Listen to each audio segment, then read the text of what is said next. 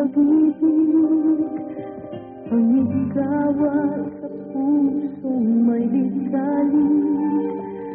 Ang pag-asa'y aking nakikita, at ang likaya'y nadarama. Kahit konting liwanag ng pag-ibig, ang sa akin ay ipag-iwati, o gilid ko kay ganda ng langit, at ang awit kong dinggin kay Samir.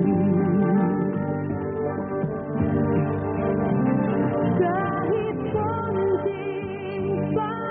Akala ko hindi na magpapahinga si ma'am. Nalibot na natin bukas yan da. Kilala mo naman si ma'am. Kahit na kabayo, gustong patayin sa hirap. Sige, tingnan nyo na yung mga kabayo. Let's go.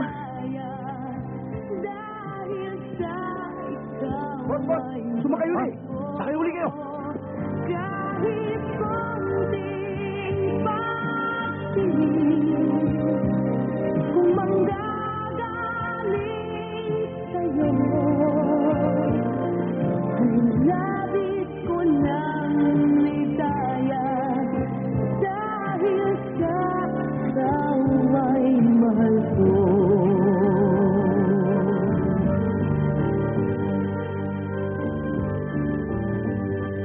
Kahit konting liwanag ng pag-ibig, ang sa akin ay ipag-iwati, o gilid ko kay ganda ng langit, at ang awit kong dinggin ay kay Samir. Kahit konting pagtingin, kung manggagaling sa'yo, ay labis ko ng ligaya, dahil sa ikaw ay mahal ko. Kahit konting pagtingin, kung manggagaling sa'yo,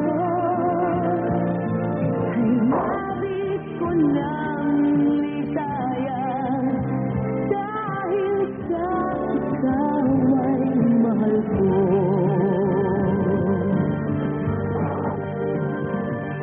Ay labis ko ng ligaya, dahil sa ikaw ay mahal ko.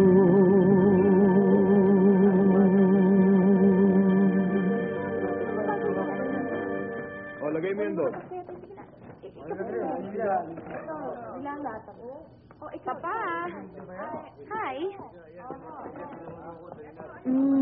Mukhang yung grande ang party mamayang gabi, ah. Hindi naman. Maliit lamang. Nag-imbita lamang ako ng a very few close friends natin. Nakakaya naman kay paring Luis. Baka sabihin niya nagtitipid tayo sa bienvenida para kay Charlie. Pa, nakakahalata na ako. Masyado mo yatang binibigyan ng importansya si Charlie. Bakit naman hindi? Mabuti siyang bata. Kilala natin ang kanyang pamilya. Alam mo, Iha, totoo. I have a preference for Charlie. Pa, hindi kaya dapat akong magpasya niyan? Siyempre, ikaw magpapasya niyan. Pero alam mo, Okay, pa. Hahaba na naman itong usapan natin, eh. Sige, magpahinga ka na para maging fresco ka for tonight. I want you to be the perfect host. Okay, see you later.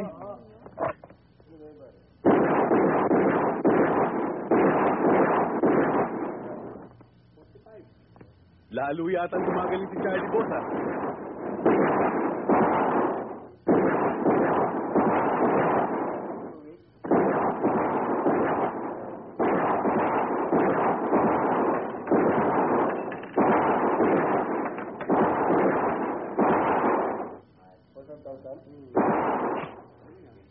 Iho, mas lalo ka yatang magaling ngayon.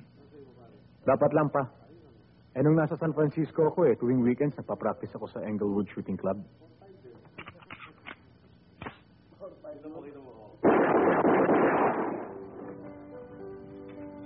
ito lang ang masasabi ko. Wala akong kakaba-kaba dito sa deal na ito. And according to Attorney Alvarez, abay, there are absolutely no legal impediments. And that margin of profit that I told you about, that's based on data from the Businessman's Guide Incorporated. Walang talo, Padre. I'm glad to hear that, Padre. Alam mo naman kung gaano kaigpit ang kompetisyon dito sa field na ito. But if you say so, then I'll inject 5M, just for Okay. a start. When can I expect your check? Anytime. It's a good deal, Mr. Torres. You won't regret it. Let's drink to that. Sure. No bull, Georgia. Totoo ang mga sinasabi ko.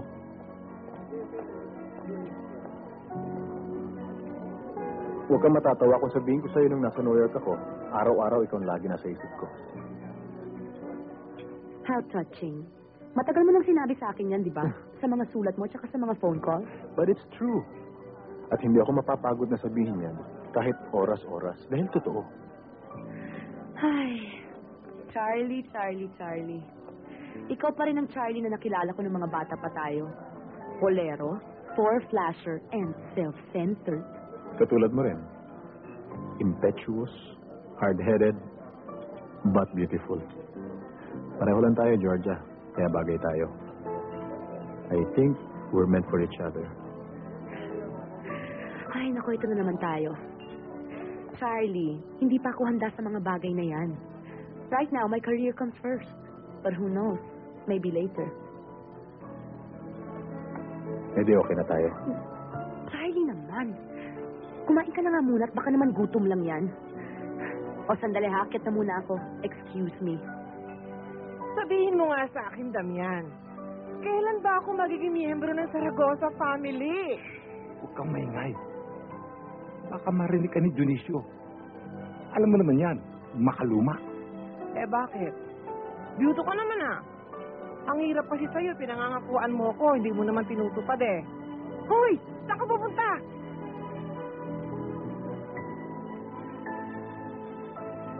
Ano ba, Charlie?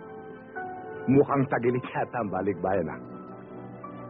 Baka magalit ang papa mo at ang papa ni Georgia. Hindi lamang ikaw lumiligaw kay Georgia. Oo nga, ho. Halika, mag-usap tayo dito. Nakausap mo ng tao. Ayos na, Charlie.